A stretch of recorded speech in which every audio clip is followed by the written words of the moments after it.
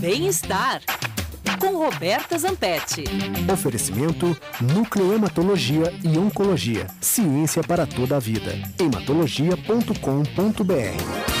Olá, Roberta Zampetti. Olá, bom dia, gente. Bom dia. Está começando bem a semana? Bem, graças a Deus. Hoje você fará uma reflexão no nosso bem-estar, falando sobre os motociclistas. O que é que te levou a fazer essa reflexão? Não, porque ontem à noite eu fui, dar uma olhada na internet e vi que teve um acidente, um rapaz, um motociclista, atropelou 3 idosos. E hoje de manhã já olhei na internet que eram 2 idosas e um idoso, que o idoso morreu. Quer dizer, nem tão idoso assim. Pela internet, ele tinha 69 anos, lá no bairro Santa Efigênia, e naquela coisa de Domingo de Ramos, aquela procissão de Ramos, olha só, Sim. Paulo Leite. Então eu comecei a pensar, falei assim, gente, as mortes causadas por acidentes com motos, Paulo Leite, cresceram 754%. Isso na década entre 98 e 2008. E esses são dados... não é novidade, porque são dados do Mapa da Violência 2011, acidente de trânsito, divulgado pelo Instituto Sangari. Você lembra disso? Tem pouquíssimo tempo, né? Sim. Inclusive, o autor da pesquisa, ele diz o seguinte, se nada mudar até 2015, nós teremos um massacre de motociclistas. Agora, essa realidade afeta principalmente, todo mundo já sabe também, a população entre 18 e 24 anos do sexo masculino. Agora, imagina o custo social, emocional e financeiro disso, né, Paulo Leite? Sim. E uma pesquisa do Hospital das Clínicas de São Paulo diz que são 161 mil feridos por ano no Brasil. 70% são trabalhadores, usam a moto como instrumento de trabalho. São 23 mortes por dia, gente. E aí eu falei essa questão do custo social, emocional, né, e financeiro, porque o HC, o Hospital das Clínicas, acompanhou cerca de 80 motociclistas que foram parar no hospital, internação, de vários dias, alguns meses, várias cirurgias. Aí o que acontece? Abala a família toda, porque os gastos aumentam e a renda cai, porque era o trabalho da pessoa, ela para de trabalhar, ela para de ganhar, né? Agora, as motocicletas, elas representam 25% da frota nacional de veículos, mas lideram as estatísticas do seguro obrigatório. Então, só para vocês terem uma ideia, em 2010, 60% das indenizações foram para motociclistas. Casos de quê? Casos de fraturas múltiplas e perda de membros são comuns demais, Paulo Leite. Aqui no nosso HPS, a maior causa de amputação de membros inferiores são por conta de acidentes de motos.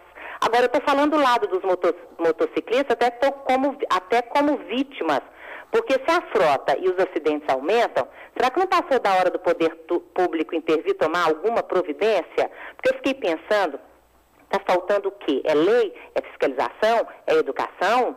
Agora, gente, tem que dar um jeito da vida ficar mais seguro, não apenas a vida mais segura, não apenas dos motociclistas, mas também dos pedestres, que são vítimas dessa nova, digamos, ameaça do trânsito, ameaça e caso de saúde pública, Paulo Leite? O que é um problema, o que seria um problema inicialmente de um aspecto da organização do trânsito, impacta, como você mesmo disse, muito pesadamente nos custos de saúde. E tudo isso reflete na estrutura familiar. Você desenhou bem essa estrutura complexa. Mas o Código Brasileiro de Trânsito nunca se preocupou exatamente com os motociclistas. Ele, nesse caso, não é voltado para o motociclista e não entende o motociclista como um dos integrantes dessa mobilidade urbana, principalmente da mobilidade urbana, como um dos integrantes principais, fatores principais de mobilidade urbana. Ah, pois é, mas olha, a verdade é que tem algumas cidades brasileiras que já há maior número de motos que de carros, Paulo Leite. E aí o seguinte, tem uns dados da BH Trans, são do ano passado, mas é uma pesquisa que eles fizeram, essas pesquisas não se faz sempre, de vez em quando, E interessante é porque os motoqueiros, eles admitem que desrespeitam as leis de trânsito. Agora, só a gente parar, dar uma olhadinha como os motociclistas se comportam no trânsito, a gente tem a impressão que parece terra sem dono, Paulo Leite, cada um faz o que quer. Então, olha só o resultado da pesquisa. 36% dos motociclistas admitem fazer zigue-zague no trânsito, 27% confirmam desobedecer o limite de velocidade, 12% ultrapassam pela direita, isso é comum demais, eu acho até que era maior esse número. Sim. 5% passam com a moto no canteiro central, 4% avançam os sinais, 3% dirigem calçadas, 3% na contramão e 2% até sobre passarelas. Ou seja, a chance de um motociclista sair ileso de acidentes é muito pequena, porque qual que é a proteção dele, né? É o peito ou os joelhos, as pernas, né, Paulo Leite? Agora, o corpo é que é o primeiro equipamento de proteção do motociclista. Justamente. Agora eu fiquei pensando o seguinte, que a motocicleta, ela é um transporte típico de países asiáticos, como a Índia, o Vietnã, por exemplo, né? Só que a população da Índia sempre conviveu com muita bicicleta, né, Paulo Leite? Sim. E aqui a impressão que eu tenho é que as pessoas não... Pressão não, gente, está comprovado pelo tanto de acidente. Aqui as pessoas não sabem lidar com veículos de duas rodas. E quando mistura com ônibus e caminhão, então? Pior, né, Paulo Leite? Existe uma competição entre motoristas de veículos leves, automóveis de passeio e utilitários, e os motociclistas. Essa competição, basta você olhar na rua, que você vê todo dia um pedaço dessa competição. Pois é, mas agora eu acho, então, o poder público tem que rapidinho encontrar uma saída para isso, porque a frota só está aumentando, né? Fácil, você compra uma moto, você paga R$100 por mês, entendeu?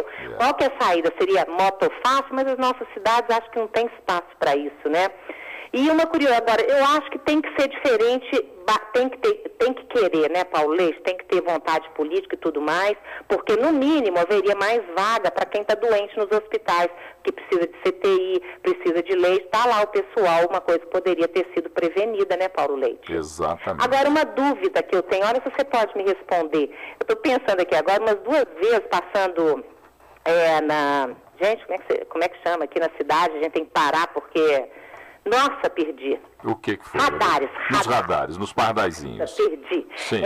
Os radares, eles flagram motocicletas, porque eu já vi umas 2, 3 vezes, esse passo maior rapidez, não para, não. Flagram motocicleta, sim. O grande negócio, a grande atitude que difere é que os motociclistas, quando vão passar no radar, eles esticam o braço e levantam a placa.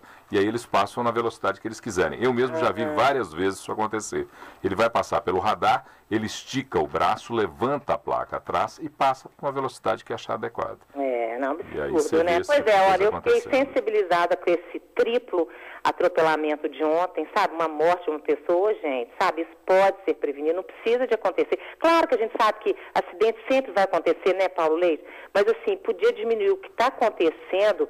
Gente, isso é um problema, é uma calamidade, digamos assim, sem exagero, né, Paulo Leite? Você está falando sobre isso e aqui no estúdio o Antonelli já se manifestou e lá fora também os nossos jornalistas, 2 deles são usuários de motocicleta, vêm trabalhar com motocicleta todos os dias, dizendo que há uma diferença entre motociclistas e motoqueiros. O motoqueiro é aquele que vai de qualquer jeito para a rua e não tem nenhuma, entre aspas, responsabilidade sobre o que pode estar acontecendo. Já o que me disseram aqui é que o motociclista é aquele que é responsável, aquele que atua com responsabilidade na condução de uma moto, de uma motocicleta, onde quer que ele esteja. Pois é, mas nós temos muito mais motoqueiros, então, aí no trânsito que motociclistas, né, Paulo Leite? Isso mesmo. Roberta Zampetti, que conversa conosco segunda, quarta e sexta, segunda, quarta e sexta, aqui no Jornal Band News Minas, primeira edição, falando sobre bem-estar. Roberta, ótima semana para você. Para você também, para os nossos ouvintes, uma semana muito, muito, muito, muito abençoada. Um grande abraço, tchau. Você também, tchau, tchau.